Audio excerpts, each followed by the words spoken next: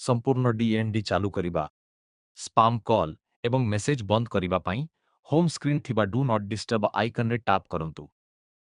तापरे ऊपर डाहाण पार्श्व रे थिबा डीएनडी रे जोड़ंतु बटन रे टैप करंतु। समस्त प्रमोशनल कॉल एवं एसएमएस बंद करिबा पाई संपूर्ण ब्लॉक टगल को चालू करंतु।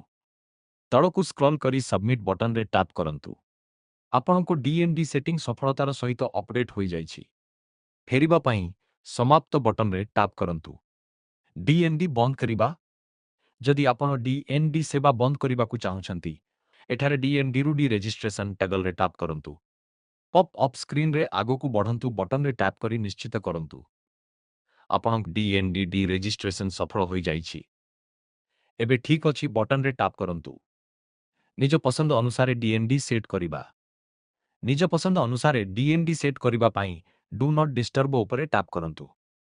तापरे डीएनडी रे जोड़ंतु बटन रे जांतु। निजर डीएनडी पसंद कस्टमाइज करंतु। विभाग रे संजोग माध्यम उपरे टैप करी विकल्प बाछंतु। तापरे डीएनडी वर्ग उपरे टैप करी जेउ वर्ग को ब्लॉक करिबाकु चाहुछंती सेठी बाछंतु। एबे पसंद दिन बाछंतु। तापरे पसंदर समय ड्रॉप डाउन रु समय बाछंतु। समस्त विकल्प बाछिबा परे सबमिट बटन रे टैप करंतु। कस्टम डीएनडी सफलतार सहित अपडेट हेले समाप्त बटन रे टैप करंतु। कस्टम डीएनडी बंद करिबा पाई पुणी थरे डू नॉट डिस्टर्ब आइकन रे टैप करंतु। तापरे डीएनडी डी रजिस्ट्रेशन टगल को चालू करंतु।